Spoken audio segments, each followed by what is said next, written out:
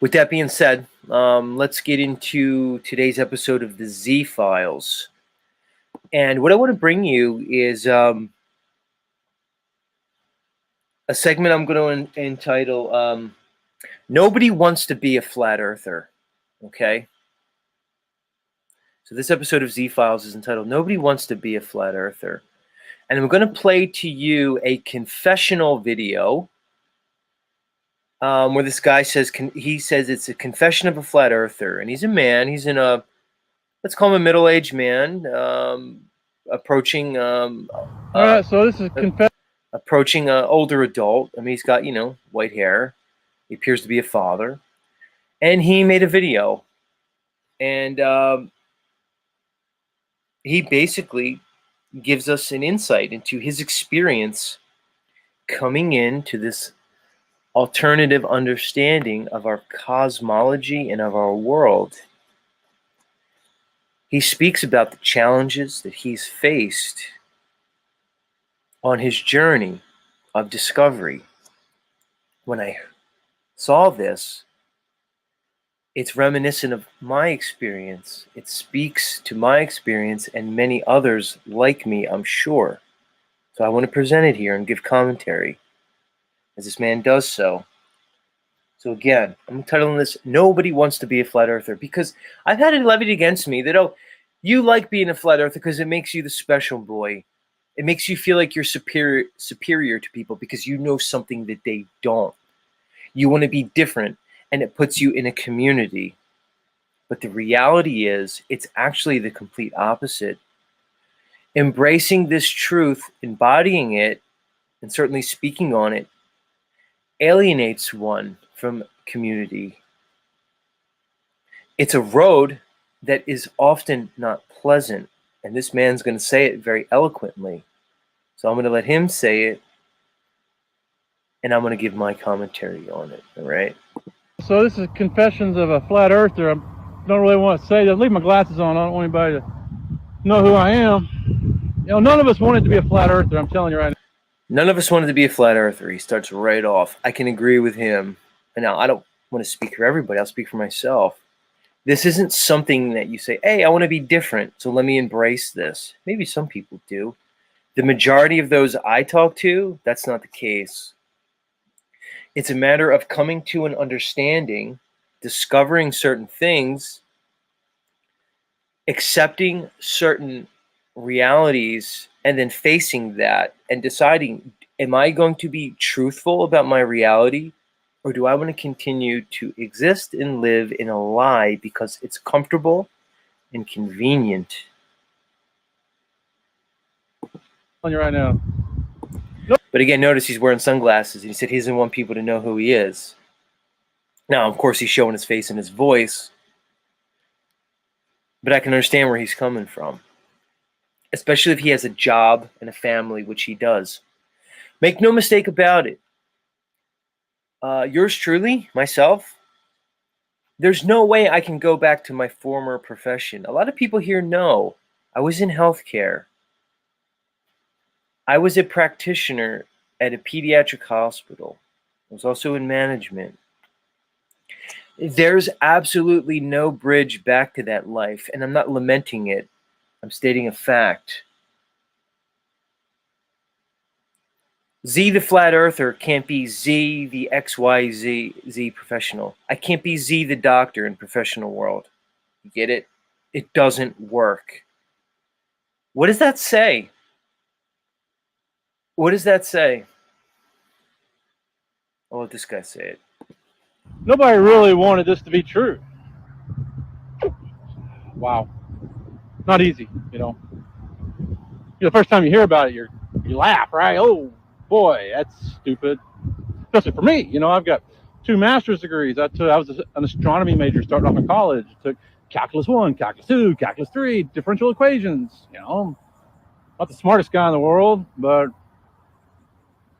got a little something up there maybe. I don't know, besides the gray hair. Well, this is tough. I hate coming out like this. Hope nobody sees me. This is tough. I hate coming out like this. I hope nobody sees me. This is tough. I hate coming out like this, and I hope nobody sees me.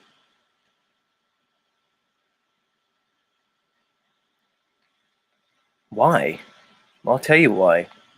Because this guy already knows the social ridicule he's been under. People say, oh, what does it matter? Who cares? Who cares social ridicule? He appears to be married with kids and a profession of some sort.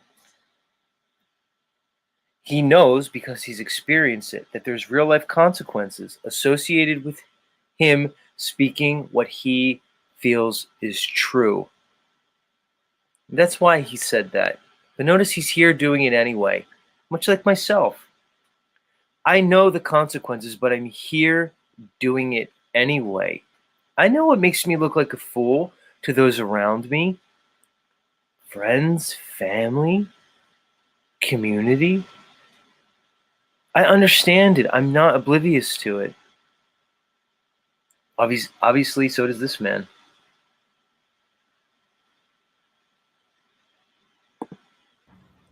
You know, you go through life and you believe the earth is spinning and going around the sun, and it seems pretty basic, right? And then somebody challenges you. I remember that I got challenged, right?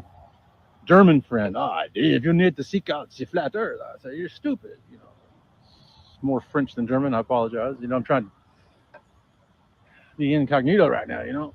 So anyway, you know, I was in Munich. A friend told me to check it out. So I go watch a video. Eric Dubai, 100 proofs the world's not a flat, not a round spinning ball, whatever it was. I don't think the video's out there anymore. So I go back to my apartment in Munich. I'm by myself on that trip, and wow, 30 minutes in, I stopped the video. A lot of good proofs. Watched the full video, pretty convincing. Wow. So I fly back to America, get off the airplane in Atlanta. Look at the pilot, say, man, it took us an hour longer on one trip to get there than it does here. I mean, why is it an hour longer to get home? Oh, it's because of the upper level atmosphere, the winds, you know. Okay. I said, well, if the Earth was spinning 1,000 miles per hour, you'd think it would be a bigger time difference, you know. And he said, well, the Earth is spinning 1,000 miles per hour. That's why it's an hour different. So he doesn't know. He's a pilot, right? So the first experiment I did as I'm a science-based guy. I mean, so I go to Pensacola, Florida. I'm looking at the lighthouse. So I get an altimeter app on my phone. I get a distance map on my phone. I go to the base of the lighthouse at Pensacola. I go look at the lighthouse. I go 10 miles away. I get my binoculars. I put it on the end of my iPad so I can see. There's no curvature. This is tough though, right? So I'm visiting my brother-in-law, and he's a pilot, right? He's flying airplanes for the Navy. He trains pilots, you know, this guy knows. So he's showing us picture from the cockpit, you know, and I said, wow, you know, the horizon's flat across. He goes, yeah, it's always flat across. Wow, that's cool. That kind of proves flat Earth to me. And then I finally tell him while I'm there, you know, I don't really like to tell people I'm a flat earther, but I finally say, hey, you know, I'm doing some research on the flat Earth. He goes, oh, Dave, really? You idiot. Right, so here he is with his family member. I think he said it was his brother-in-law. And he's just trying to talk to him about his understandings, right? He's trying to talk to him about, I hesitate to call it a belief. You can call it that if you want. And all of a sudden, he's relegated to an idiot. Like he said, he called him an idiot. Now this guy has to sit here and either accept that categorization or not. See, that's the thing. When you're a flat earther, you're always that guy. You're always the guy at the dinner table because it's obvious. All popular culture, all consensus is completely opposite. It's easy for people to take that stance against you because they have everything on their side. Media, movies, academia, politics, everything. Everything that's presented through the screen, through this mass culture, is telling them about their reality and what it is. This man has the fortitude to question what he's being taught, and he has to be lesser than. He has to be the silly goofball and, as he said, idiot. Somebody brought up the word today, humble, earlier in my chat. It might have been you, Joe Moore.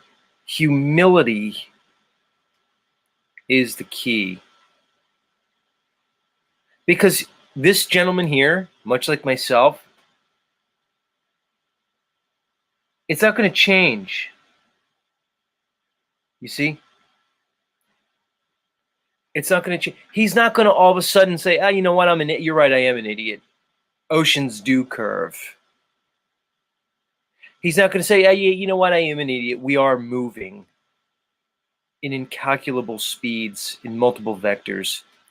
That's never going to happen for this guy, just like it's never going to happen for me, because once you see it, it can't be unseen. It's analogous to once a child understands that there's no Santa Claus, you're never then going to convince that child that there indeed is a big, jolly, fat man that every year on December 25th jumps on a sleigh with 8 reindeer and makes his way all across the world. That child is never going to go back to believing in a fantasy. It's the same for this gentleman. It's the same for me. And it's the same for many of you out there. This man is understanding something that many of us are. To engage with this world, we must do so with a fair dose of humility, because we are always going to be categorized in a particular light. That is, unless things change. I don't want to say always.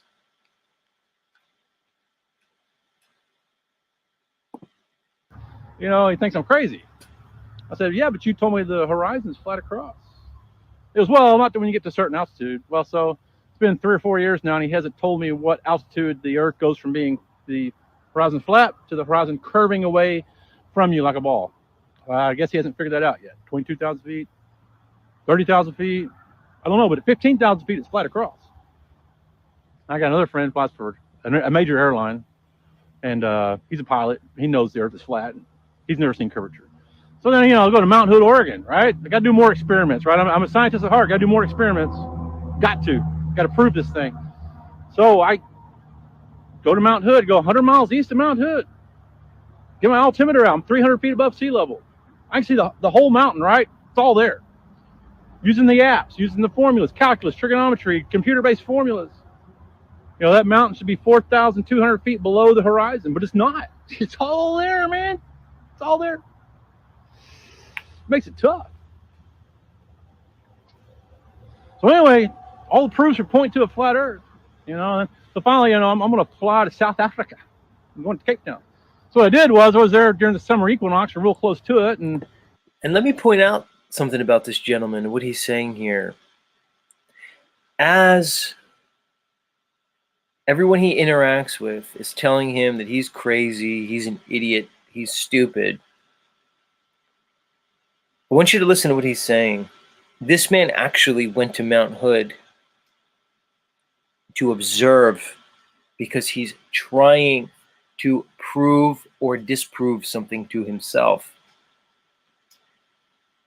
He's telling you now he got into a plane and he flew to South Africa.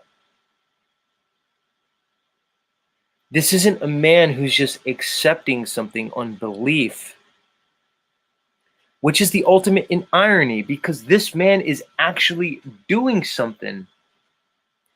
This man is actually endeavoring to discover this world. He's deciding he doesn't want to be lied to, and he would rather use his God-given ability for logic, reason, and critical thought to discover the world around him.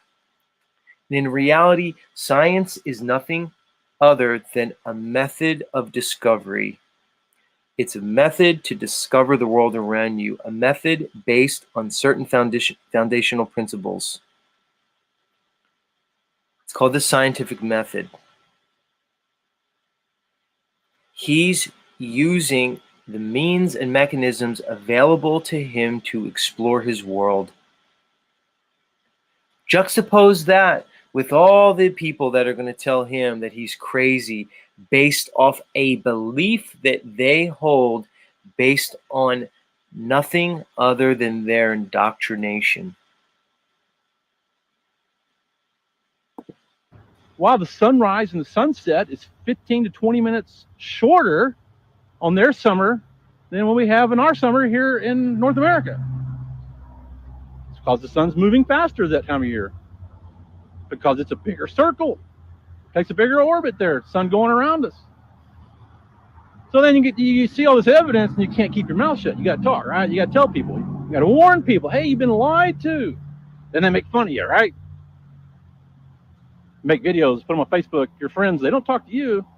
Your friends talk to their kids talk to your kids, they make fun of you. They don't talk to you, right?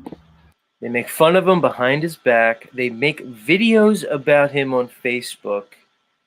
They besmirch his name to his children and to the community.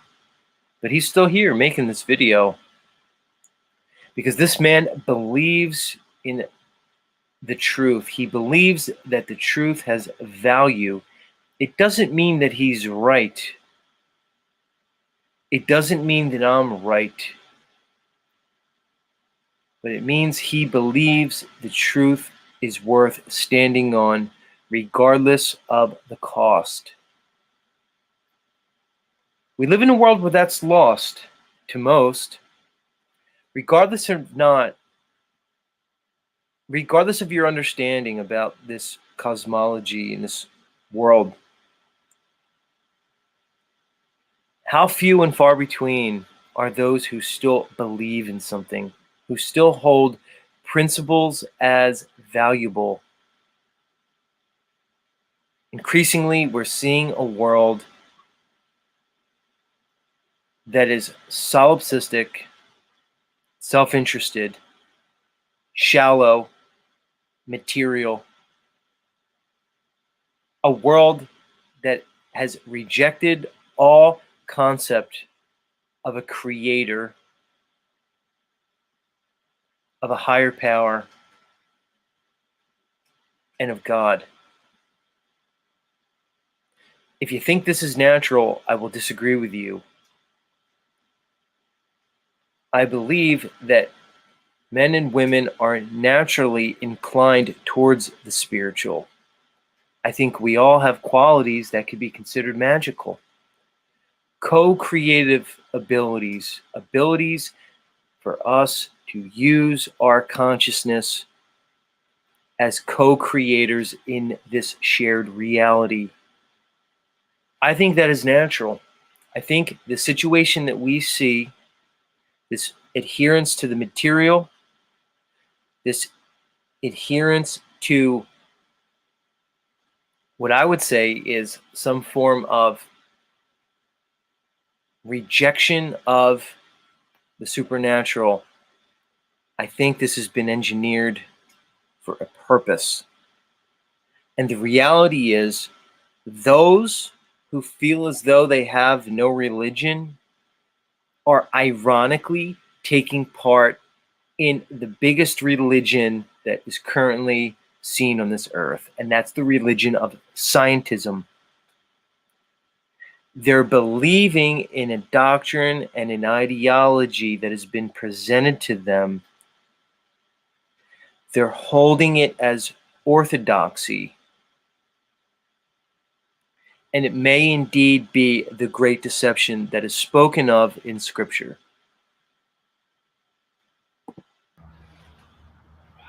It's tough. It's tough. Nobody really wants to be a flat earther. It just happens. You're a truth seeker. You go out, you look for curvature, and it ain't there. You look and you look, and you want it to be there so bad. You want it so bad to be there. Come on, curve, baby, curve. And it doesn't curve. It's flat across. And you make these videos, and people laugh at you. They call you names, and they never have any proof, right? They show you a picture of the Earth from a composite.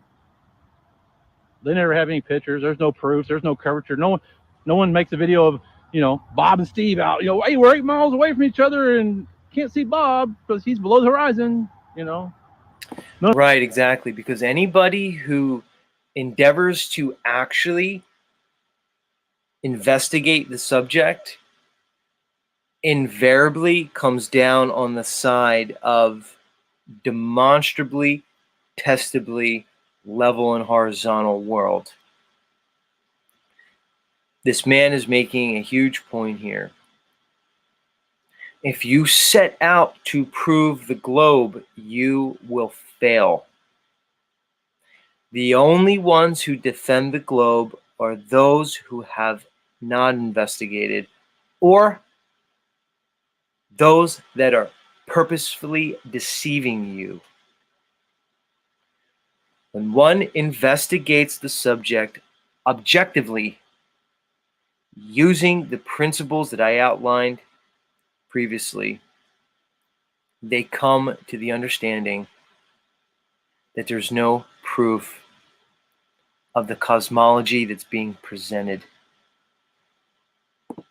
None of those videos. You know, I'm not making money off of it. I'm not getting popularity off of it. So I just want to confess to you, you know, got to come out and tell you, nobody really wants to be a flat earther. When we look at the evidence, there's no other option. And that's just scientific. You go to the Bible, the Bible's a flat earth book. Well, then your religious friends get mad at you, right? Oh boy, all these Christians. And I'm a Christian, you know. I go to church. I believe in God, believe in Jesus. Well, Bible's a flat earth book. They don't like that. Nobody wants to hear the flat earth book. Yep, Bible's a flat earth book. Yep, sure is. Just read it. Nope, nobody likes that. And the Christians get mad at you. Which to me is the most interesting thing about what this man has said. This idea that even the religious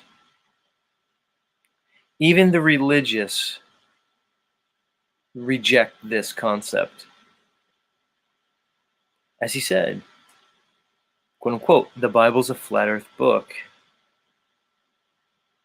The Bible speaks of a creation. Now, it's been spun that the creation is not really a creation, it's a big bang.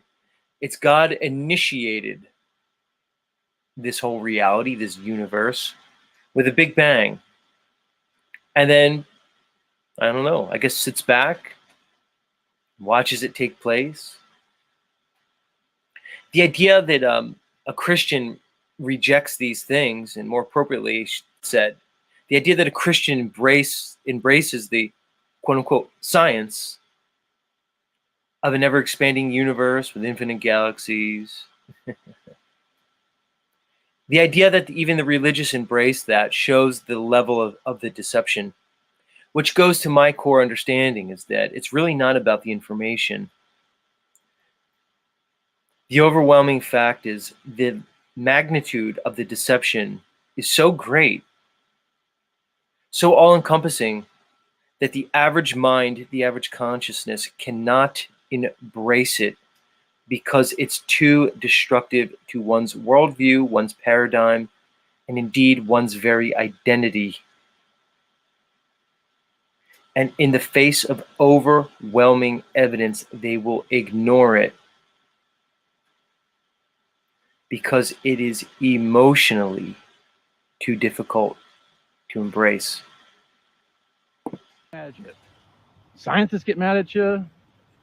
And yet there's no MIT grad, there's no scientist, there's no NASA guy, no astronaut that can tell you why you see all of Mount Hood from 100 miles east. No one can tell you why on a curved ball. None of your religious friends can open their Bible and show you from the Bible where the earth is a round spinning ball going around the sun. So I just want to confess to you, don't want to do it. Don't really want to be a flat earther. Ridiculed, outcast, made fun of. Yeah, it happens. Oh, it happens. Oh, it happens. Thank you, good sir. Thank you for your confession. As he's wearing the sunglasses. I appreciated that, this video. I appreciated this man for making it. And I hope some of you out there appreciated it. And I thought it was valuable to review and discuss.